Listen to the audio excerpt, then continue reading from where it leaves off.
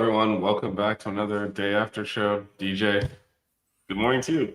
Good morning, Vish. How you doing? Doing well, doing well. The Canes put on one of their better performances of the year, and the Dolphins have fled Yeah, the country. So things are looking up in Miami. yeah, no, definitely, and it's great to get a win. It's great to finish the season on a high note as we start to end things here a little bit, and a lot of positives to come from yesterday. Yeah, we'll hit up our sponsor, and then we'll talk about your prediction.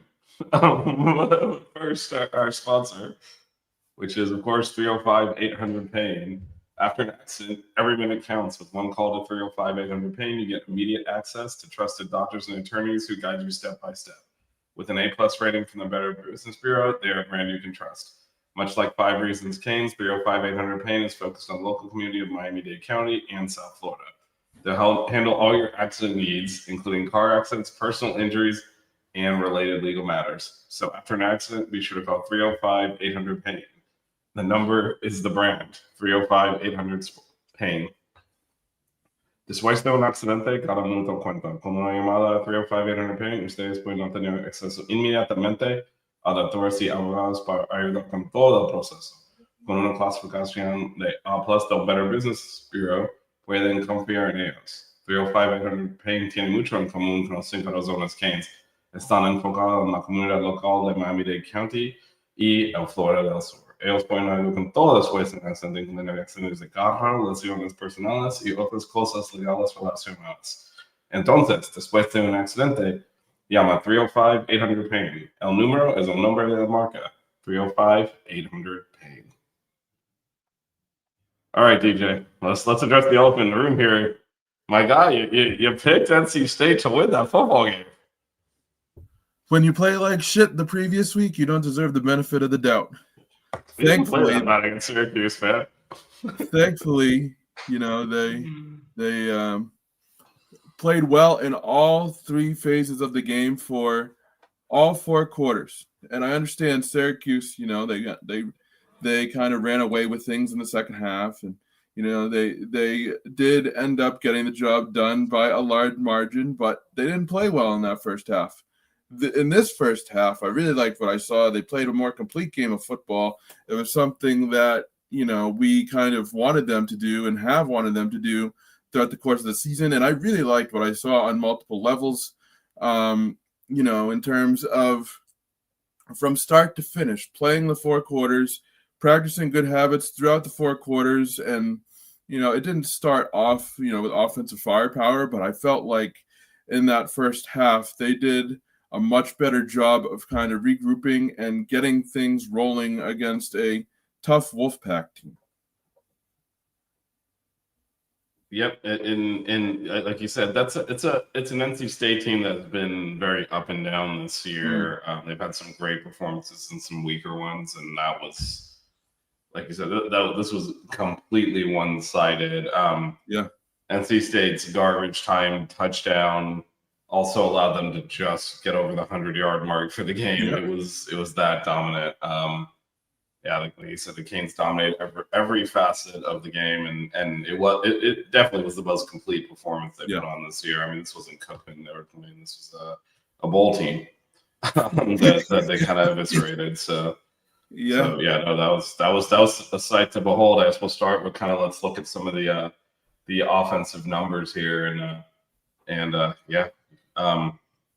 it's all going to be impressive, but these are good shows to have versus the normal. Like, man, what happened? This is a good one. Yeah, I'll take it.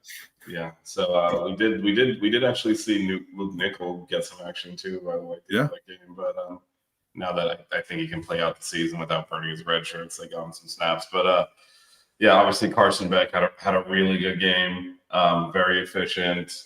Careful with the football, but while taking risks, which is something he's kind of struggled with. He feels like this year he's either really, pushing the ball down the field, which I think is the best version of him. But then anytime he makes a mistake, he immediately goes into that shell of I'm just going to check off. This is a complete performance from him. What do you think of his performance? I thought this was one of his better performances of the year. He looked sharp. He looked like it's frustrating because this team, and I'll get more back in a second. This team and this particular game looks like the Miami team that we thought we were going to see all year. And and Carson Beck, I thought this was one of his best games of the season. He looked sharp. He pushed the ball down the field, but he didn't make any errant throws to where you were kind of closing your eyes as soon as he threw it. I thought he played smart. He utilized his entire skill set, with strong arm, quick decision making, and I was really impressed with the way he played on Saturday. And he just looked comfortable. And there's been a couple of times this year where he hasn't looked comfortable in a game, but I thought this game he really did look comfortable again from the first half to the second half for the entire game. So this was a great performance by him. Yeah, and even early he was patient with the plays, which I think again sometimes, especially after a slow, like you said, it was a slow start against Syracuse. I think this team overthinks things sometimes. If they just go out there and execute, everything is fine. And this is a game where he executed at a high level. It was a game where we finally had a proper functioning running back in there, and all of a sudden, all the complaining about the run game and all, oh wow, the same exact plays work now. What do you know? Pringle, obviously, who I'm referring to, 17 carries, went over 100 yards. Looked outstanding. I mean, we don't know Fletch we don't know how serious the injury and whether he's coming back or not this year, but definitely until Fletch comes back, maybe even after he does. I mean, it's got to be Pringle's ball now, I think, and to carry us through his last two games. I would go even after Fletch does come back because Pringle's just so quick. He's so quick. He's an explosive playmaker, and Fletch is really good. This isn't to take anything away from Fletch, but what I saw on Saturday from Pringle, we kind of saw it a little bit last week too, just on a smaller scale. And Pringle was really able to make things happen every single touch he had with the football. I mean, even just beyond the stat sheet, he was catching the football. He was making quick cuts. He was running quick. So, I mean, even though the Hurricanes have a lot of upperclassmen and veterans, if you will, in this backfield, Pringle is the real deal. And I can't wait to see him hopefully more this season as he gets additional playing time, and also next season as well, because he's a stud. I really like him. Yeah, no, I think there's no doubt he's going to get a lot of carries regardless of who else is in that running back room. Marty Brown and Wheatley Humphrey got majority of the rest of the carries. They did all right, but I think Pringle's kind of distanced himself. And of course, Marty Brown did fumble on a pass, but he did fumble, which again is another kind of got to take care of the ball type of situation. So I think we're just going to increasingly see those carries go towards Pringle, who did start the game. Wide receivers, CJ Daniels dressed for warmed up, and then ended up, I guess, going back to the locker room and taking the pads off because he was on the sidelines, not in full uniform during the game, so he didn't play. But moving, the top three receivers were Marion, Josh Moore, and Malachi Toney as our kind of starting trio, and that makes a big difference when go back to Carson Beck, when he can trust the route running of his receivers. They played excellent. I don't recall a drop in that game. And obviously Malachi Toney jumped out again, threw a 44-yard pass to JoJo, and also, had a couple of touchdown receptions. Keelan Marion, probably his best game. And again, Josh Moore's been solid and definitely more consistent than our other younger receivers. So again, I continue to expect him to get playing time. And obviously, when CJ Daniels comes back, that's probably Josh Moore's the one who's going to sacrifice some snaps. But I think he's kind of established himself as that next. Obviously, Malachi Toney's a freshman. He's a star of the team, but as that younger group that doesn't necessarily play all that much, I think he's kind of separated himself from that pack. Absolutely, and again, it's about at this point of the year, it's about building, bright futures. You have Pringle, you have Josh Moore, and In other news, Malachi Tony made big plays and water is wet. I mean, it seems like he's been doing this the entire season, and these reps are so valuable this late in the season for this young group as you continue to develop and build the program. I mean, you look at Nikar, even Dalen Upshaw, I mean, getting in on the action. So, I mean, I really like this game too because we saw a lot of young players really step up and play at a high level. And hopefully that carries over not only for the rest of the season, but next year as well. Yeah, and I mean, Pringle also was receiving out of the backfield and showed he can do that as well. Again, Marty Brown's one catch he fumbled on after getting 3 yards. So it's hard to make an argument for Pringle just not getting all of the snaps, or a majority of them. Obviously, have to spell sometimes. And then, what do you think about your position? Showed up a little bit. Lofton had the long touchdown at 29, not that long, but a sizable touchdown reception. Bauman had a couple of catches. It's literally the only play Lofton made the whole game, but it was for a touchdown. It's a move in the right direction. Hey, you know what? For a guy who's quite frankly really struggled throughout the course of the season and has kind of struggled to find his role, even getting, that one play for the touchdown is extremely meaningful and can help you build. And thank goodness my position is finally getting some love. About damn time is what I say. But no, it's good to see. It's good to see them also emerge because it seems like sometimes we forget tight ends are even allowed as part of an offensive game plan. So I was happy to see them too. And again, I've ragged on Elijah Lofton on Monday's show and even here, but I am really happy that he was able to, get that grab and get that touchdown because it's like a field goal making a kick after, missing a bunch when he's in a slump. Sometimes you just need that one and things can get going. And so I was really happy to see Lofton get that one after a rough couple weeks here. Yeah, and I think a lot of this is just the way we've talked a lot this year about how when the Canes are outplaying the other team, it doesn't necessarily show up on the scoreboard. Mm-hmm. And the fact that it did early here, I think was a huge boost because once you start getting up by 2 scores and then 3 scores, and obviously a pick 6 played into that as well, which we're going to talk about the defense in a minute. But once that starts happening, then the whole team can play with confidence because no longer if I make a mistake here, I might lose us the game. Yeah. And I think that's when you see some of these younger guys and maybe Lofton, with a little bit less pressure. This is not trying to fit the ball in the end zone against SMU in a tie game at the end of the half. This is, you're up big already. It's just easier to play looser. And I think that the fact that they act that the dominant play, which we have seen quite a bit this year, but have it not show up on the scoreboard, the fact that it showed up on the scoreboard, I think allowed the whole team to play loose. And they were just flowing out there. And again, we should reiterate, they're not the best team in the country or anything, but this is a very good NC State team that is going to a bowl game that looked like they did not belong on the field. Again, that's what just makes this year so damn frustrating. I saw so many times on Saturday where this Miami team looked like the Miami team that we all thought they could be and who could blow the doors off anybody. And they were able to do that on Saturday, and they played with the perfect combination of playing loose to where they weren't worried about making mistakes, but also not sitting on their laurels and sitting back. And sometimes this season it's been hard for them to do both. Sometimes they've sat back and played conservative and things like that, and kind of played lackadaisically. And other times they look like they're just struggling to get a first down and overthinking things. So I thought that this game was the perfect combination of both, and they did a nice job of. Go ahead. No, I think a lot of that's just the way college football is today. Though. Like it's not, no one's that consistently that good. But anyway, let's pivot. We're going to talk a little bit more about the big picture stuff in a bit. But let's talk about the wrong button.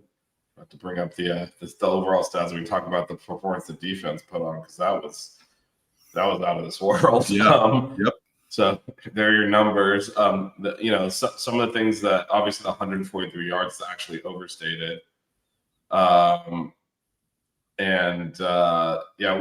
address the playoff stuff in a bit. Yesterday was not a great day for the Canes on that front, but we'll talk about that in a bit. But the 143 yards actually exaggerates NC State's performance, a lot of that came on their last drive against the third and fourth stringers. And that's I was when going they to say, got it their didn't feel touchdown. like it. It felt like, a lot less. Well, I mean, I looked up. I mean, you knew the Canes were dominating and really outplaying them. But then at one point, I looked up at the scoreboard, and they had the stats up there, and it was like 480 to 60 on yardage. I'm like, geez. Yeah.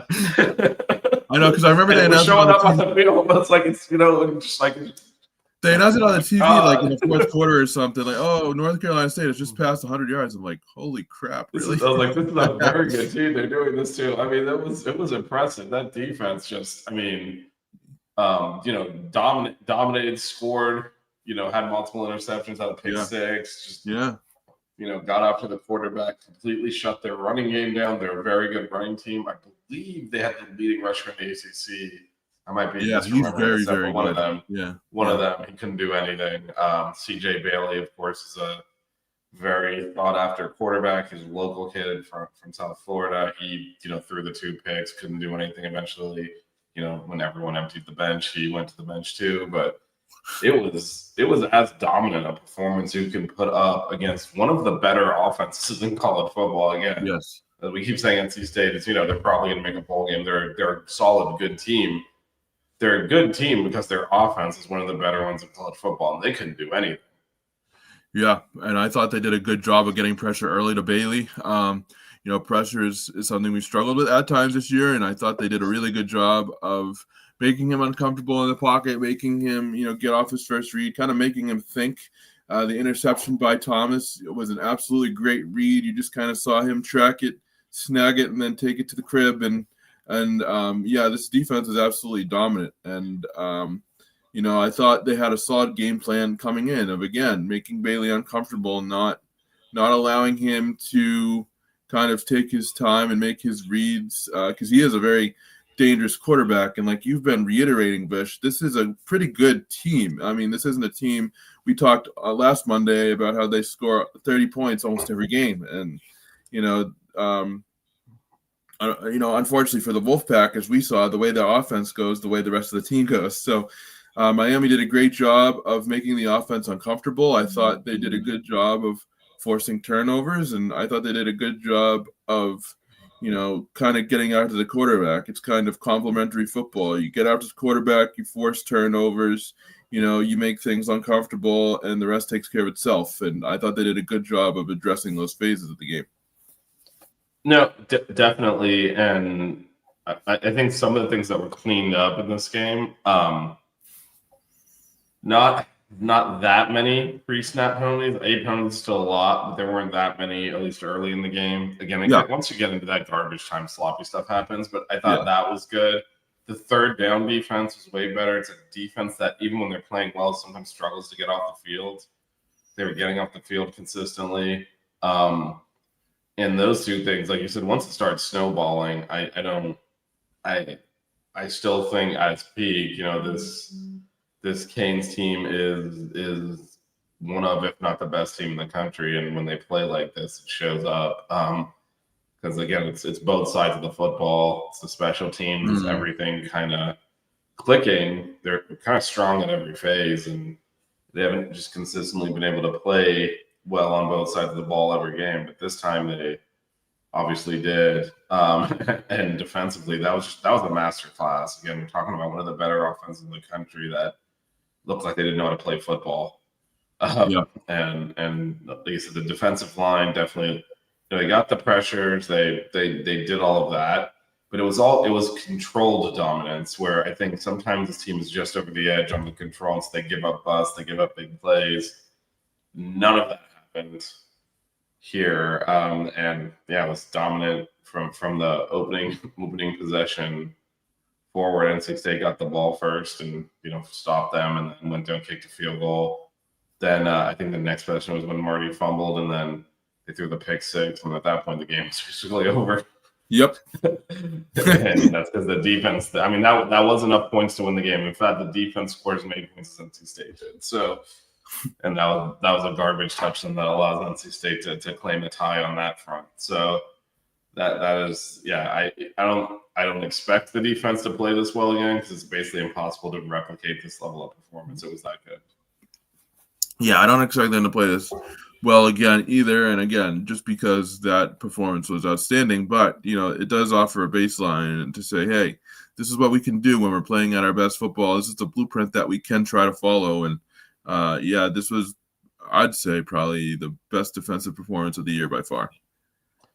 Yeah, and we'll see what they can carry forward to Blacksburg next week. It is it's a Virginia Tech team that's really struggling. It's also a tough place to play. That game is at noon next week, so at least they won't get the night game. so maybe that'll help the Canes a bit, and maybe that'll make it not quite as cold as could otherwise be. I guess the other, the one thing we should discuss, and I'm curious to get your take on this, is so we said the offense and the defense were good, but we missed another field goal in this game.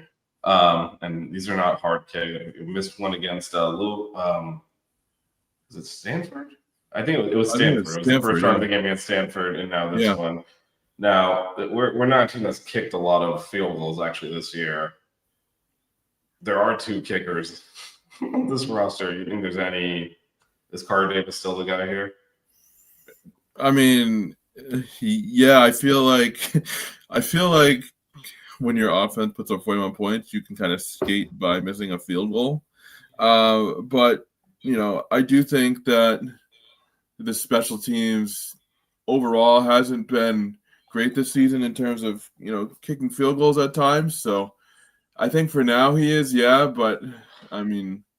I'm curious. I don't think they're going to make any kind of change. I think he's missed 2 kicks all year. He's made 85% of his field, so it's not terrible. He is only 3 of 5 from over 40, between 40 and 50 yards. He did make 150+ yarder. So I don't know. I'm so spoiled by the Borregales. That's I wouldn't even mention it again. I wouldn't change him out. Like I said, it's been 2 kicks, but there is another kicker on the team that's like a scholarship kicker that's highly thought of also. And that's why it's one of those rare instances where actually the other guy can kick too.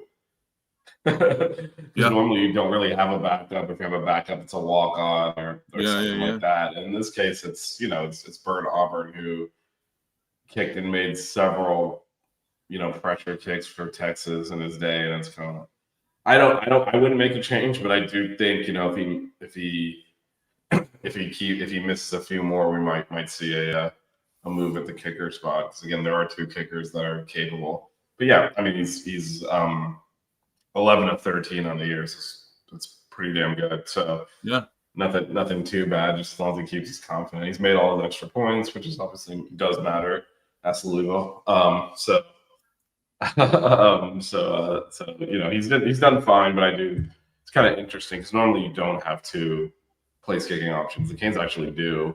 Yeah, so, it is interesting. So anytime they miss a kick in the back area, kind of like, other guy might have made that. You're lucky to find one good one in college. Never mind, have 2. Yeah, 2 options at least, right? Right. And so yeah, we'll see. They do have options there in case that completely goes south, but I don't expect it to.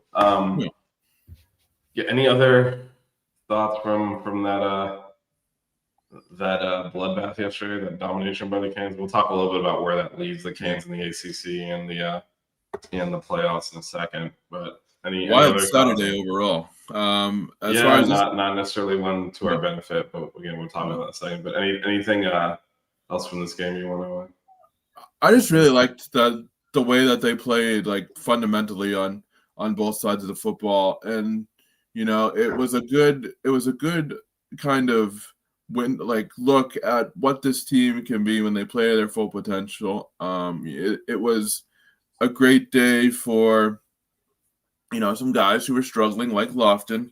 It was a good day for players that needed to establish themselves or kind of had momentum heading into this game like Pringle, and he just kind of reaffirmed how good a back he is. So I thought this game had a lot of looks towards the future that were positive, and you don't often get positives out of a game like this, especially as you're kind of slugging your way towards the end of the season. But I thought the future of the program really showed up in this game, and I really liked what I saw. So that gives me a lot of hope moving forward.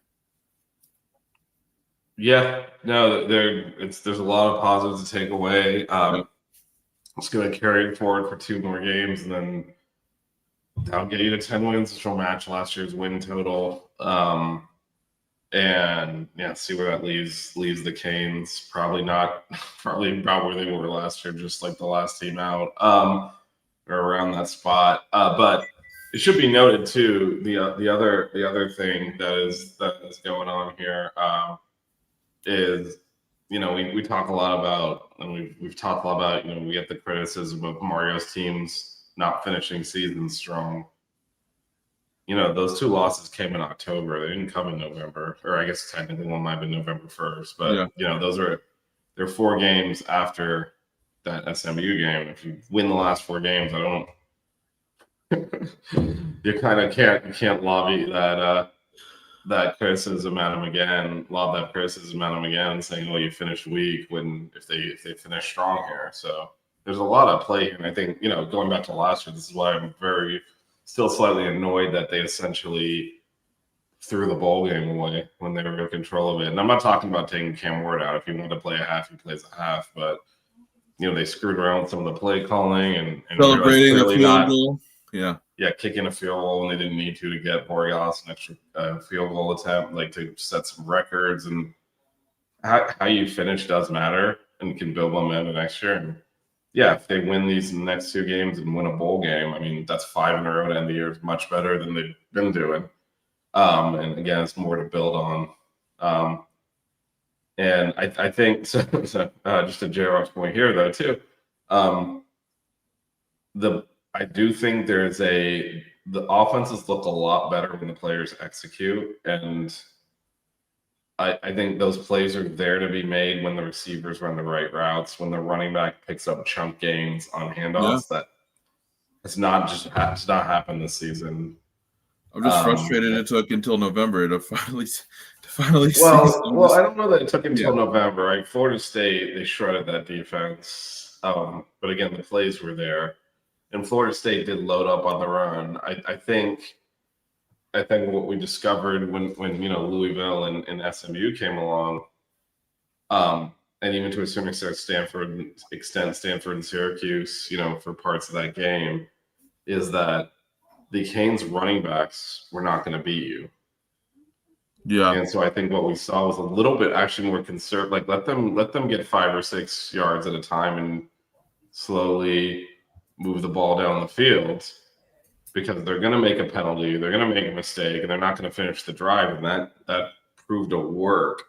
But when you get Pringle in there and he's ripping off chunks, and you're getting 12 yards and 13 yards on these carries, and he's making those types of plays, then that completely flipped. Now you can't do that, and that opens up the pass game, which is all like interrelated. But yeah, everything clicked, as Christopher Leclerc says, everything clicked in this game. But when the players execute, the play calling was a lot better. I'm not saying Dawson's been perfect or anything, because he sure as shit is not. But a lot of it is, I mean, we've actively seen, in particular after Fletch got injured, running backs not hit the right hole and run into linemen when you're like, there's a hole a mile wide in the other gap. I don't know why you hit that gap. And it's noticeable, because I mean, we're not all of a sudden calling, especially, I think it's more noticeable in the run game, because when you run dangerously, it's opening up the pass game. When you don't, when they're like, we'll live with whatever you get on the ground, so it's going to be 4 or 5 yards at a time, which in theory is a good offensive play, but that requires you to not make penalties and play clean, and those are things this team's not capable of. So that switch to Pringle, I think, is led to a lot of what we saw yesterday offensively, because now when they have to account for the running back as someone that can beat you, then that opens the field up. And then again, Keelan Marion has gotten, I think, better each week. I think we forget that we're so used to plugging and playing portal players. It's hard to adjust to new playbooks every year for these guys. And I think Marion in this back half of the season has really started coming alive. And I think that showed up yesterday as well. So it's all coming together. And The question we got to ask ourselves now is this team peaking at the right time, or is it too late? In the next couple of weeks will kind of tell us that. Now, from an ACC standpoint, as you mentioned, I just have one yesterday- question. Yeah, I don't know if you can answer this. Yeah. Was Jordan Lyle hurt? He was not on the injury report. I didn't see him at all, and I think he's. I think he's down the depth chart.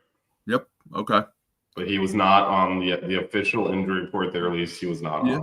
Yeah, So I was looking at it, and I didn't see his name. So yeah, the only running back on it was Fletcher, Yeah. and then Tony Johnson was the only receiver on it. Everyone else was supposed to be healthy, but obviously CJ Daniels didn't play. We should also mention this happened after our show last Monday, but Keontae Scott is probably done for the year. He was on the injury report and is out this week. And Cristobal did confirm that it's a serious deal. So Cristobal says that generally means that's not good. So he's been fantastic this year. He's going to go high in the draft. That is a big blow. The defense covered up for it yesterday, but that's going to hurt the rest of the season. Yeah, no, I was just asking about Lyle because it was just interesting that I didn't see him at all in the game, and we didn't really need him. But I'm wondering if they finally kind of figured out that, hey, this isn't necessarily working like it should, or hey, I think they did, but I also think again, and we'll see, because again, I think fumbling by Marty, it's a big deal. So we'll see if that limits on his carries. But I think they want to use two backs, and I think it was definitely Marty Brown and obviously Pringle started and is the guy in this game. Now, Wheatley Humphrey got in late. The question is, was there ever a plan to use Lyle in garbage time, or like let's say someone had come up injured? Was Wheatley Humphrey really the next guy up, or was Lyle going to get care? I don't know the answer to that question. It's a good question. Yeah, because Nickel came in and threw a pass. Emory obviously had one possession as well. If Carson Beck was unavailable for some reason, I think we're all pretty sure Emory is going to start. So when you get to that garbage time, sometimes they're trying to get guys action. So I don't know what I don't know what the running back pecking order is at this point. I know Pringle's one, and after him, it's probably a little bit open because again, Marty fumbling is a no. And I would just like to address some comments by J Rock, who's been awesome in the discussion today. I mean, he says get surefire. Well, the first one he said get surefire portal quarterback next season, and if Dawson is here and calls the game like he did today, the offense should be dangerous. I agree. The only problem is getting a surefire portal quarterback is very hard, and Miami has lucked out, and I don't think it can be overlooked. Not that any of us are overlooking, but just how we were able to get Cam Ward, Carson Beck. I mean, we really lucked out and paid the price for both of them. But also, I don't know if it's very difficult to replicate the succession of quarterbacks that we've had over the past two seasons. It is. I'm sure they'll be in the market as always. He also said something. Sorry about Lyle. Yeah. I agree. I honestly agree. I don't know what your thoughts are on that, Vish. Yeah, no, I think this is college football nowadays. I think Lyle and several of these other players will probably hit the portal. And frankly, that is off-season discussion that I'm not really worried about at this point. We got to win 2 more games and see where that leaves us. Now, I do have the ACC standings up. From an ACC perspective, it is pretty dire here. So the Canes are at 4-2, tied with Duke in 5th place. There are 4 teams with 1 loss. Unfortunately, one of those is SMU. So SMU would need to lose to get into a tie with the Hurricanes. Obviously, if it's just those 2 teams, then SMU has the head-to-head. But if there's a 3rd team in there, unless, and this is the way the tiebreakers would know, if it's a 3-team tiebreaker or 3 or more team tiebreaker, unless all of the teams have played each other, the head-to-head goes out. And SMU did not play Pitt or Virginia or Duke. So even though they beat us, that wouldn't matter. Or Pitt for that matter, because Pitt would be in that tiebreaker also. So there's a lot of moving parts here, but at the end of the day, is the one for sure thing is if Pitt loses to Georgia Tech, the Canes cannot make the ACC championship game. Just the way the tiebreakers shake out, even if all the teams lose, there's not enough losses for them to do it. So that's a must win for the Kansas. Pitt must beat Georgia Tech or it's done. Because even if Virginia were to lose to Virginia Tech and those tiebreakers, the Canes do not win them. So, I mean, hey, Georgia Tech got a scare from Boston College yesterday, so you never know. Yeah, as Christopher Leclerc says, Pitt needs to win. Yeah, I mean there was the between South Carolina blowing a 27-point lead and losing by a point to A&M, and Boston College kind of imploding late there. Yeah, those were two results that did not help the Canes out at all. Yeah, it wasn't Friday night got help from Clemson, but yesterday did not get the results the way they wanted. In particular, for the conference standpoint, that Boston College winning would have helped quite a bit, giving Georgia Tech another loss. That didn't happen. So that is now, next week, Pitt has to beat Georgia Tech or the Canes are done. Duke is technically still in there, but Duke is an awful football team. They have 2 conference games left. I can't imagine they're going to win them both. So, in fact, they're still playing Wake Forest, who's probably better than them. So I would expect them to lose to North Carolina or Wake Forest and kind of drop out of that. Canes would lose tiebreakers head-to-head with SMU and with Virginia. So that is a problem. Yeah, we need SMU to probably maybe lose twice. And again, it depends on how everything shakes out. It could be they need 2 losses, but definitely need Georgia Tech to lose to Pitt, or there's no path to winning the ACC. Again, it's going to take a miracle. Like if you start counting in that this needs to happen, and this needs to happen, and this needs to happen. And that's why I'm just simplifying it down. The one that across all of the scenarios is Pitt has to beat Georgia Tech. And we actually might want Virginia to beat Virginia Tech, depending on how the rest of the games go. Because you might, depending on whether you want them in that tiebreaker or not, you might not want them in that tiebreaker. So we'll see. Yeah, SMU losing twice would be great. They play Louisville and then Cal. That'll pull them out of those tiebreaker scenarios and give the Canes a cleaner tiebreaker scenario. But that's all. Again, the Canes just got to win their 2 games, get to 10 wins, and see where it leaves them. But the ACC championship looking pretty unlikely the way the tiebreakers work. And I was talking yesterday to my friend, and we realized what could solve these problems with these mega conferences. I'm going to throw a radical idea. Mm-hmm. What about divisions? Maybe call one the Atlantic, one the Coastal, so you're comparing against teams that played the same opponents. I'm just spitballing. Vish, I don't know why you're not on the NCAA Board of Advisors. I think that is a good idea, and I think maybe removing some of these teams like a Cal. Yeah, but if you're gonna have 17 teams or whatever in a conference, I don't understand how you don't have divisions. Like they've got rid of divisions and expanded this massive conference now, where it's like we don't play. And you know what?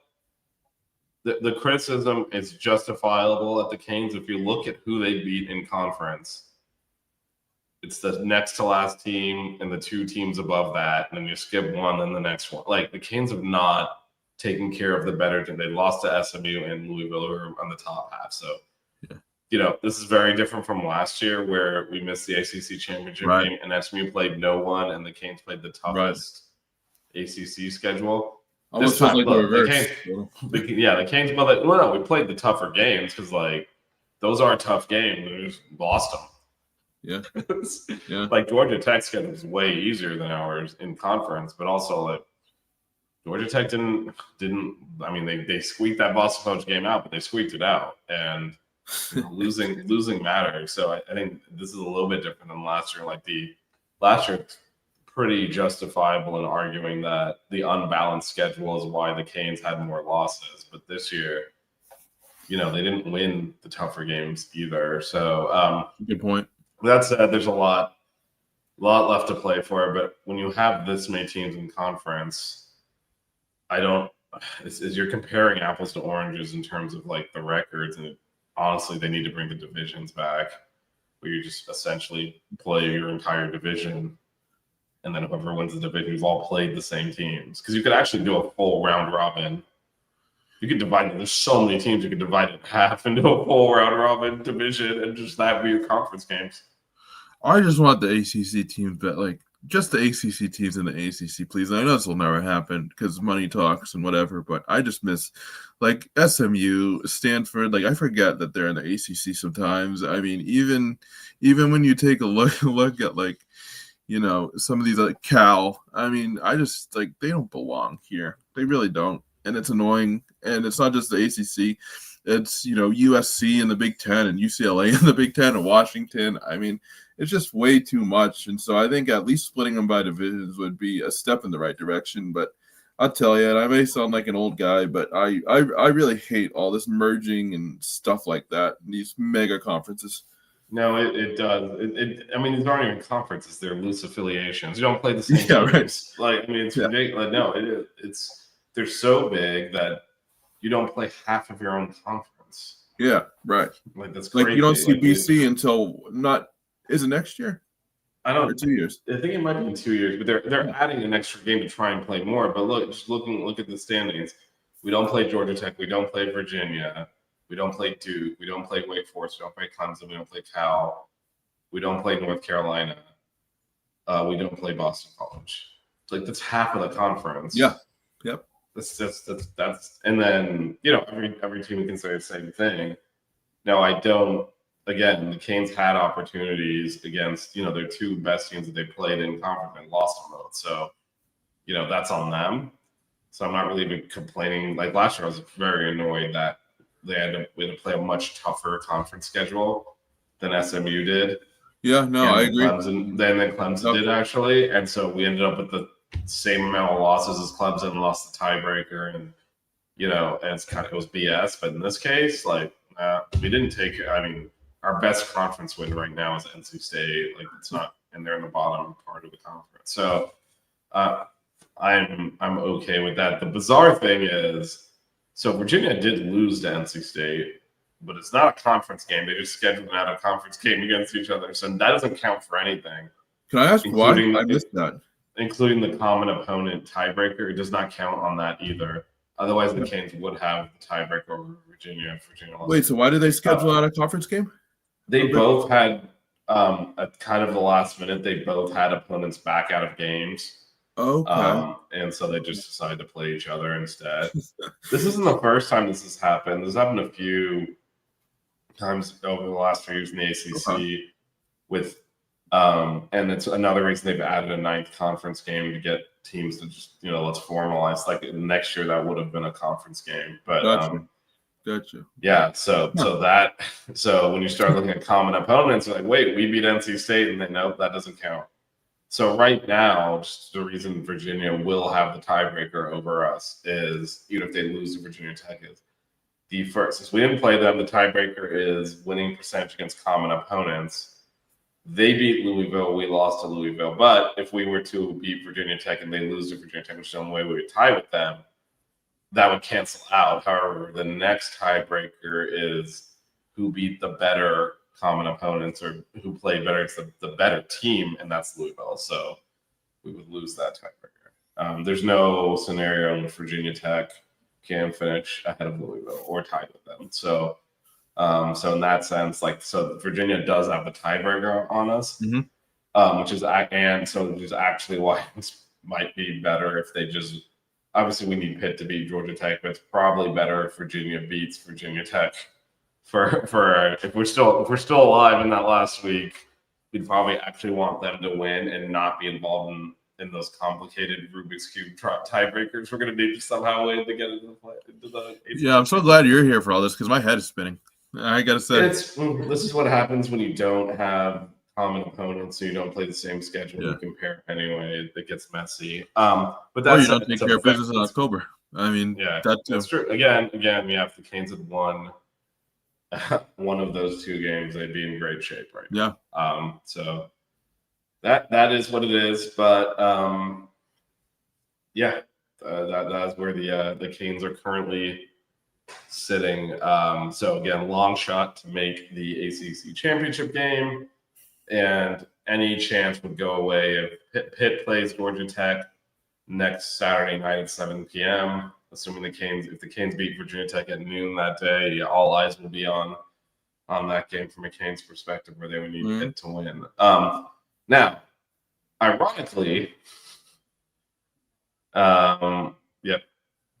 Oh yeah, got to take care. Yeah, no man, we lost. Yeah, exactly. We won one of those two games. Well, if we won one of those two games, yeah. No, we. Yep. I agree. No, exactly. No. This is absolutely true. The Canes did this to themselves. And again, like, because we played Notre Dame, Florida, USF, who are all good teams, out of conference, like, we're getting a bump. Our conference performance, again, we lost the only two good teams we played. Like, NC State's okay, but like, they're 500. Like, we have not done our job, period. And I think that needs to be stated. This is like, you win one of those two games, and forget the ACC standings. You're clearly in the playoffs anyway. Like, it's just an outlier, so it wouldn't even matter.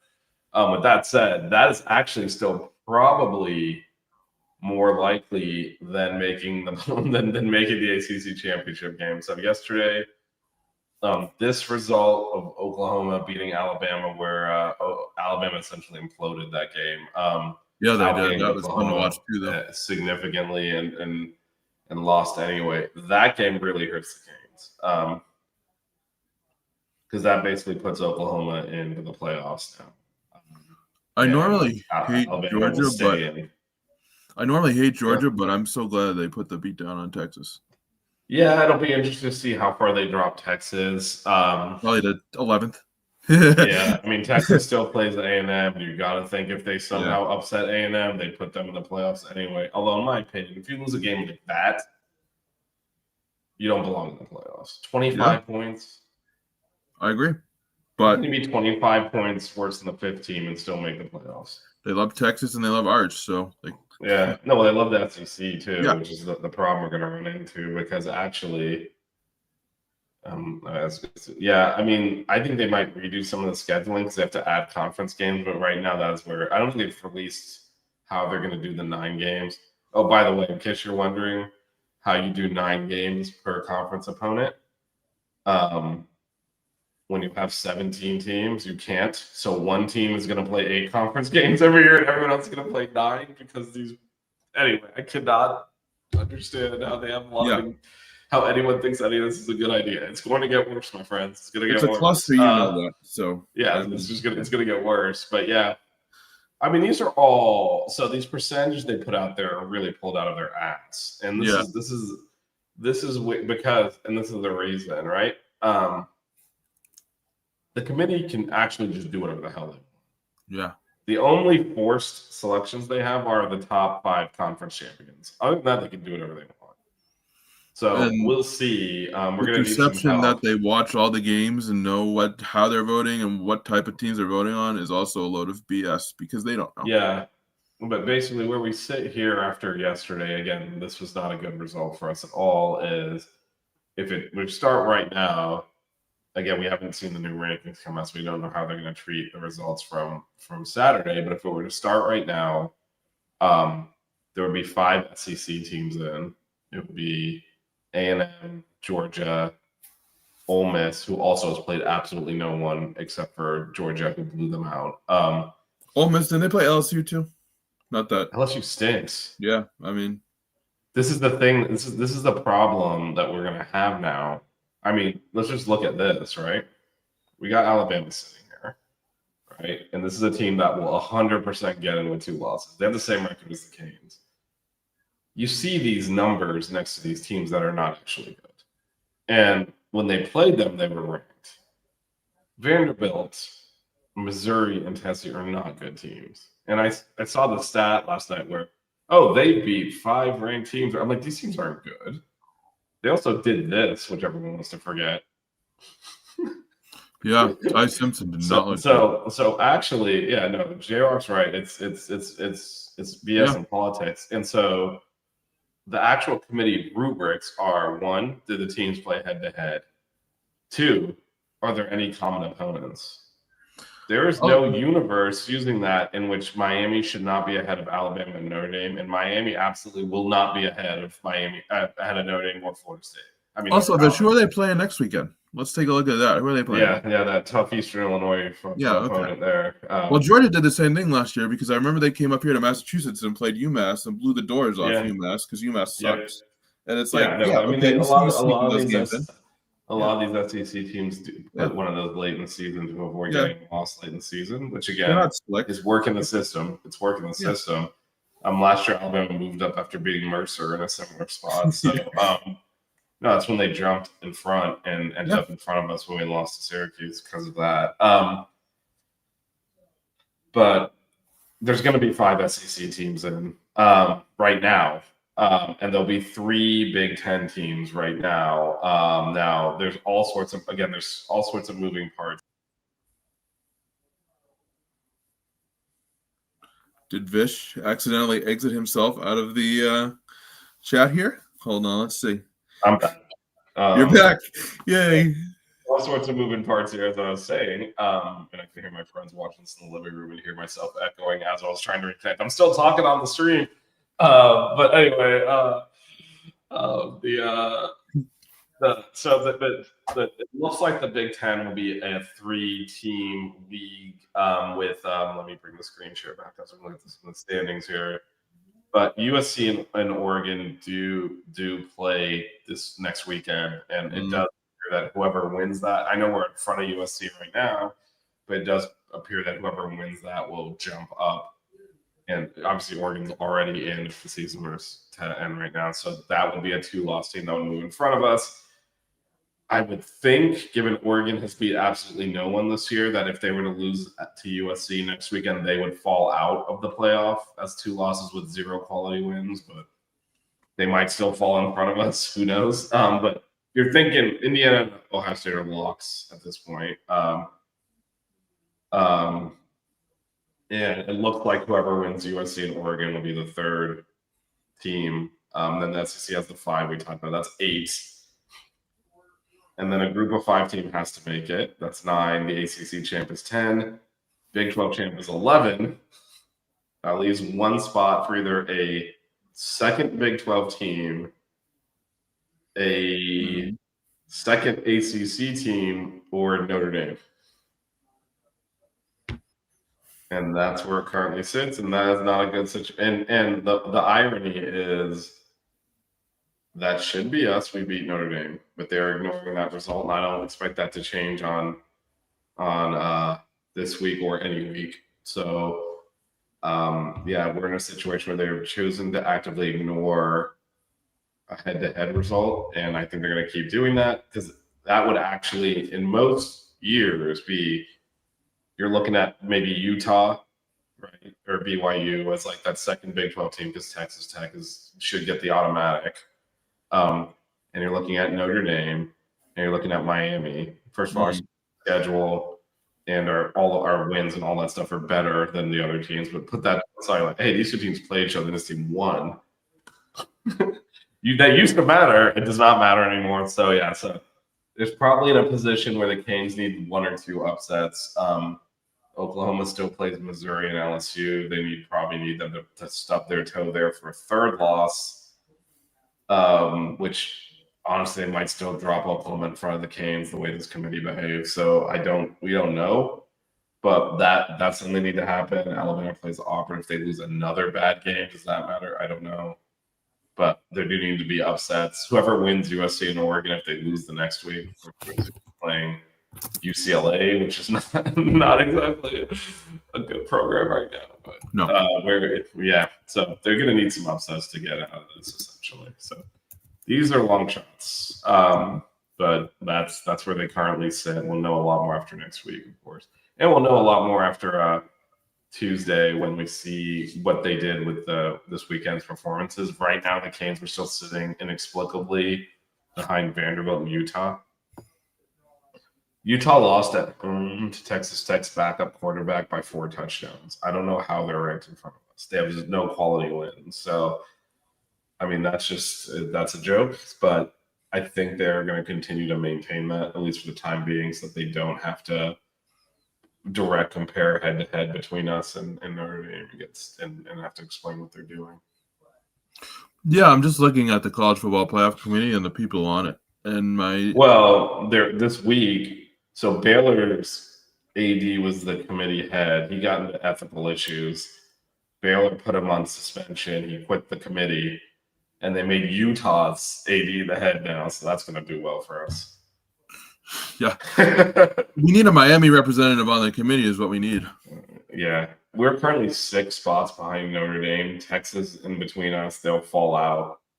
I don't think they'll move us ahead of Vanderbilt or Utah, just because they want to make sure we're not close enough to Notre Dame where they have to consider head to head. So I expect us to maybe be like 14th, and we need to get to 10th at least. Notre Dame or not, I don't think they'd put us ahead of Vanderbilt anyway, just because of the SEC. They might, and the reason I say they might is now that Oklahoma has kind of moved, like put their marker down, they've got their 5th SEC team. Yeah. So they don't necessarily need the Vanderbilt insurance, which is I think they were expecting Oklahoma and Texas to lose and drop out, and then they needed Vanderbilt to slide up as the 5th team. That's why they left them. I don't know how they do these gymnastics every day, man. I'm so glad I'm not on the committee or have to play favorites or anything like that. They do it well. That's the thing. They play favorite. They're a joke, actually. Yeah. Like, they're looking at conference logos. Our resume is the strongest 2-loss resume. It's actually not even close. Yeah. And we're way behind. We're near the bottom of the 2-loss teams. Yeah. It sucks. It does. All these little things can help if Vanderbilt loses to Tennessee, but the reason that making the playoffs is more likely than making the ACC championship, making as an at-large versus making the ACC championship against the ACC championship game, it is really this exact result needs to go this way. This exact result needs to go that way. Like Pitt has to beat Georgia Tech or it's over. For making the playoffs as an at-large, it's any of those teams with 2 losses losing helps. So there's several different scenarios, and they don't all need to lose. So, that's helpful. That there's more options essentially, but they're both unlikely. We're very likely to end up ranked like 11th, but then when they move the G5 and ACC champ up into the rankings as automatics, push us down to 13th or something. Of course, we're better than Vanderbilt, better than Utah, and we're better than several of these teams that they ranked in front of us. I have less of an issue with BYU because they've only lost once. If they want to say, hey, they have a better record, that I'll accept. But these 2-loss teams in front of us, including one we beat, is pretty absurd at this point. Yeah, I agree. I mean, it is absurd and it is unfair. Well, the other way they're going to get out of doing any of this stuff is if Oregon beats USC's done. If USC beats Oregon, they'll move USC up in, but Notre Dame beat USC, and then they can say, well, now there's all these head-to-heads going everywhere, and so we can just ignore it all and put Notre Dame and USC in and throw Miami out. I think where this heads, this is not optimistic. Again, that OU Bama game was a bad one, bad result for the Canes, because if OU picked up their 3rd loss, then that would open that is the upset you'd need to kind of slip in there with only 4 SEC teams, but the 5th one is now. Now I'm not at all confident that if Alabama were to lose to Auburn or if Texas were to beat A&M, that those teams would make it in front of us even with worse records. So the 3 losses is not anything. I mean, Ole Miss is still playing Mississippi State, and if they lose to one of the worst teams in the country, I think with 2 losses, 0 quality wins, they still would make it in. I think that's just the way this is working. Like, they and Oregon have pretty awful resumes, and they're getting name brand rankings. I just wish we took care of business against SMU. Yeah, no, Louisville is tough. It's both things, right? We should have won the games that we won all of the games. We were favored in every game. There was nothing there that we couldn't have handled. And we blew both those games to a certain extent, so it's really frustrating. On the other hand, I think it's a reasonable expectation to expect a quote unquote neutral college football playoff committee to treat us the same as everyone else, and they're not, and that's bullshit. Yeah. The actual bylaws say these are things to consider, and they're just ignoring it, and that's complete crap. And that's where it can be both things. Yes, we should have just won all the games. We'd be ranked second. No, it's just frustrating. That part, yeah. Yeah, we should be ranked second because we shouldn't have lost. But also, like last year, Ohio State had the same record that we're trying to finish with here. Didn't even win their division in the Big Ten, won the championship because they were allowed to actually host a playoff game with that record. And we can't even get fair consideration. Again, keeping in mind we went out of conference. We played a really tough out of conference schedule and won all those games. And, Bama can't say the same thing. They played a soft ACC team and lost badly. Why are they in front of us? Yeah. They'll be in front of us. And not just in front of us. They'll be in front of us by like 7 or 8 spots from that ranking. Like, it's not even going to be close. Yeah. No, it doesn't make any sense. It doesn't make any sense. And I highly doubt that we'll ever get any sort of fair treatment from the committee, and I don't even. No, we won't, and that's the frustrating. And obviously Texas got blown out again yesterday, so they should drop behind us. But they were actively ignoring the common opponents metric on that. So of course, they lost to Florida, which again, these are things they say they look at. Like, did you play each other, and did you play common opponents? And they ignored it all and put us at 15. Yeah, I don't expect us to bet that they don't look at it at all. No, I don't. Not when it comes to us. Yeah. And that's where it's frustrating. But we'll see. Got to win next week. Get some luck. Get some lucky, fortuitous results, and we'll see where it leads us. But it's not looking good from a making the playoff standpoint, either via the ACC or. So, are we looking at Pop-Tart Bowl? Is that the max we can? That is where we would likely end up. Again, that is the top non-playoff bowl. So we are likely, and we will most definitely be the top ACC team.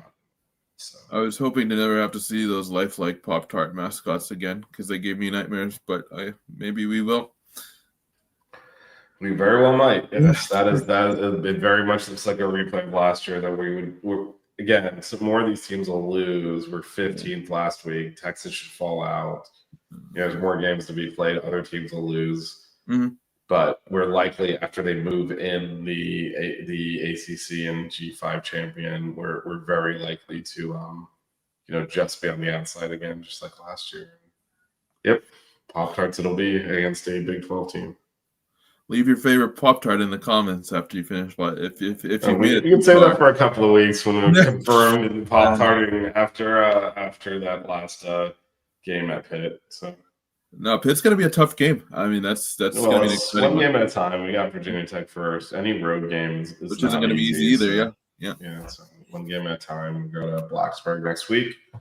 Try to win that, and then hope we get some lucky chaos and the other results that helps us out.